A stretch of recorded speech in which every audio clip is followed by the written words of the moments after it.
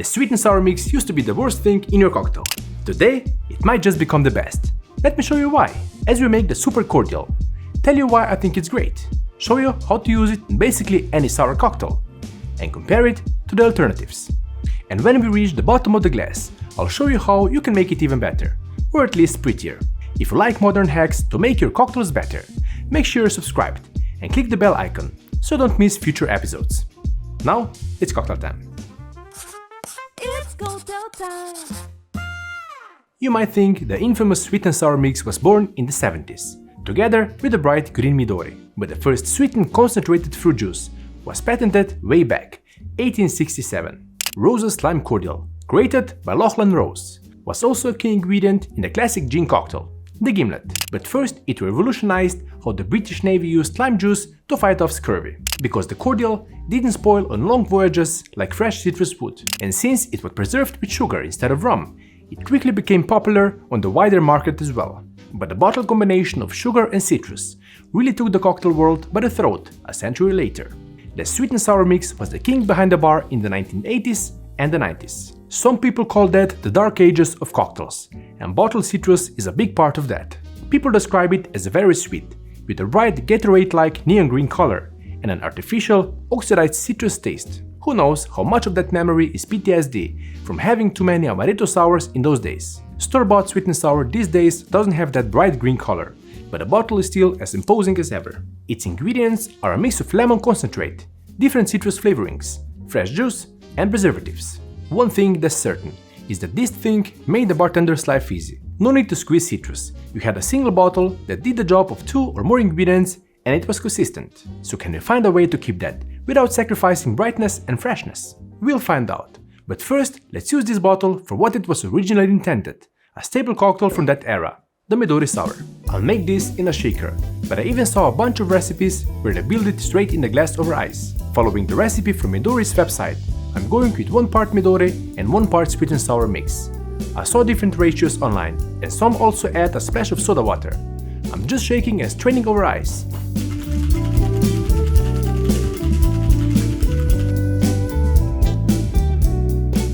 And garnishing with a lemon wheel. A bright pink cherry was a popular option as well. Cheers to the decade I was born in. That neon color makes a bold impression, but all it tastes like is melon candy. Very sweet, with a quick hit of sour, with no brightness. We can do better. And that improvement was at the core of the cocktail renaissance of the early 2000s, where fresh juices and classic recipes came back in full force. Well, at some cocktail bars at least. The bar where I started my cocktail journey just used house-made sweet and sour mix. It was a simple equal parts mix of lemon juice, sugar and water, without using a scale, so it really was a speed and simplicity over precision. Even looking back, it would be better if you mixed lemon and lime juices to cover the flavor profile of more sour cocktails, instead of ignoring lime altogether, and directly mixing citrus and simple syrup would be a better way to go. But we are still forgetting about freshness. These sour mixes would then be used for days, with citrus juice notoriously losing freshness quickly. That of course brings us to super juice, the revolutionary technique that made it possible to waste less citrus, save money, and batch sour cocktails days in advance, all without losing on the freshness of your citrus juice. So today, we'll build off of that, creating Super Cordial. We're not only combining the sour and sweet parts of your cocktails into one bottle, we are also bringing together things that used to be opposites, convenience and long shelf life, without sacrificing freshness and balance. One crafted ingredient for all your sours. We'll test this later by making a whiskey sour and a daiquiri. Here's what you'll need to make the Super Cordial. To combine the 2 most common citrus flavors, you'll need lemon and lime peels, water, sugar, a bit of vodka, salt, citric acid, malic acid, and just a touch of ascorbic acid. For equipment, all you need is a blender and a muslin cloth for straining. You'll notice we're not just adding sugar to super juice ingredients. Vodka will help extend the shelf life of the cordial, but it also means you won't overdilute your cocktails. That's especially useful when you're mixing with spirits under 40% alcohol. And we're adding salt right in the cordial, so it saves us from needing to add saline solution later in the cocktail itself. To start, weigh out 22 grams of edible organic citrus peels, half lemon and half lime. Make sure the fruit is washed well, then peel it carefully so don't get too much of the white pith. As always, a precision scale is your friend here. Add to a blender. Followed by 400 grams of water and 220 grams of sugar.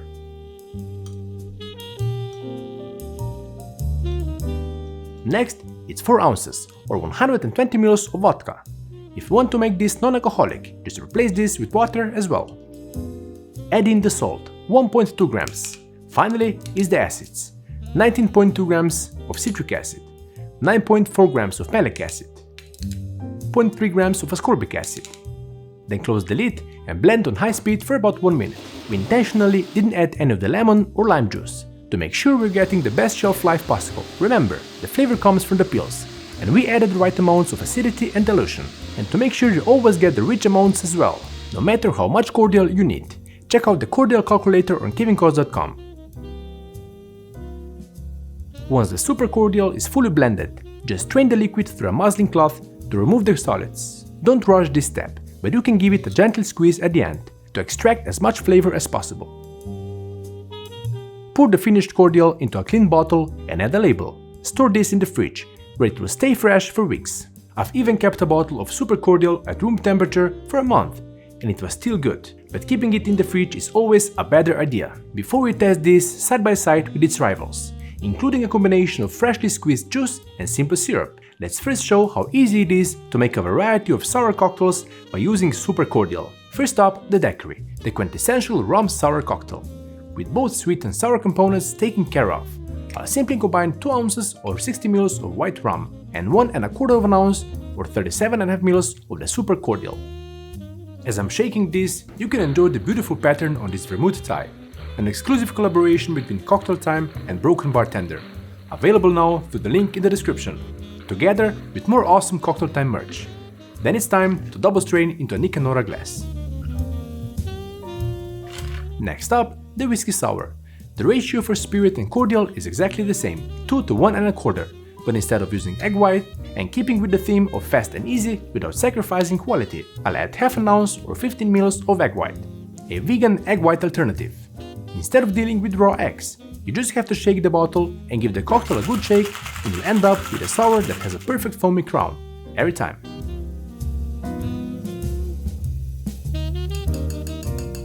Those were delicious. Ruby and Sasha got to enjoy them, but the real test of super cordial is to taste it side by side in cocktails made with its alternatives. We already talked about 2 of them, the store-bought option, which claims to be the #1 selling sweet and sour in the USA, and the house-made 4-day-old sweet and sour mix from a cocktail bar. The 4th option is the purest choice, a combination of freshly squeezed citrus juice and simple syrup. I'll test them in the purest gin sour, the Gimlet, that even has cordial in its original recipe, with roses lime cordial used. Each of the 4 cocktails first gets 2 ounces or 60 ml of a dry gin. The 3 cordial gimlets get the same amount that we used for the daiquiri and whiskey sour, so 1¾ ounce or 37.5 ml of the cordial. For the fresh juice variety, I'm adding 3/4 ounce or 22.5 ml of simple syrup and 3/4 ounce or 22.5 ml of combination of freshly squeezed lime and lemon juices. I'm also adding 2 drops of saline solution to the 3 gimlets not made with super cordial, to keep it fair. Add ice, give it a shake and double strain into a Nicanora glass. No garnish, let's keep this clean for the comparison. No blindfold this time, I'm just tasting each of these gimlets and giving my tasting notes and personal opinion, so take that for what it's worth. Cheers! First up, the fresh citrus gimlet. Based on aroma, this one has quite a lot of gin notes.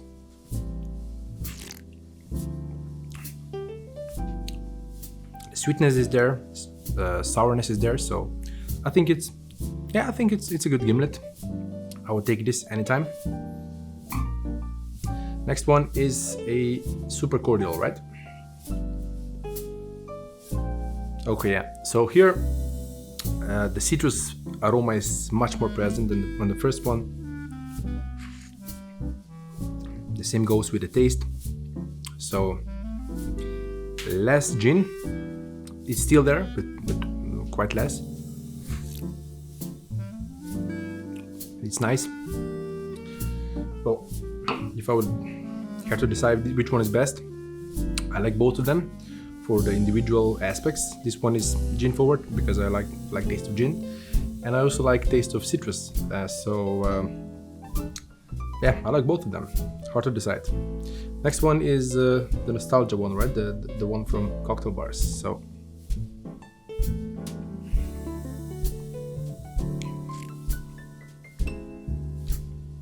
Yeah, so,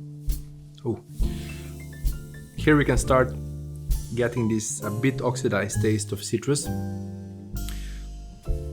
If I would do it again, I would add a bit more of the sweet and sour mixture. But then again, there would be too much sweetness and not enough acidity.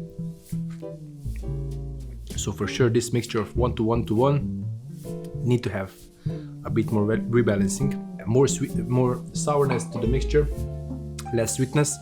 I don't like it. It's too sweet, not enough sour. And the last one, the store-bought sweet and sour Gimlet. I left this one until the end because I expect it to be the sweetest and I didn't want to mess up my palate. Strange, I don't get any aroma here actually. It's quite subtle. And it's the same with the taste. So weird that this one doesn't have much taste. Neither with the gin, neither with the citrusy notes or any kind of taste. It's so neutral. Yeah, well, the sweetness is here. I don't like with the previous one. I don't like the sourness. There's not enough citrusy notes. Too much sugar. Yeah, of course, not enough freshness as well, because this still has to be a fresh cocktail. Yeah, it's not my choice of a drink. There you have it. I know the die-hard mixologist will say we're just reinventing the sweet and sour mix, but I honestly think the Super Cordial can help elevate your cocktail making process with speed, precision and consistency, without losing out on flavor and brightness of the cocktails. With that said, it is kind of like an updated and upgraded sweet and sour mix. So now that we've reached the bottom of the glass, we can talk about how you can elevate the Super Cordial even more. By clarifying it, of course. I already showed how to do that for a cordial in the Gimlet episode, where I made a special rose and smoke cordial, which was then clarified with the use of agar-agar. I used that to make a special gimlet with a special garnish. But to see how to make that, you'll need to check out the full episode here. Even if you've heard enough about sweet and sour for today, that garnish is really something worth checking out. I'll see you next time. Cheers, friends of cocktails.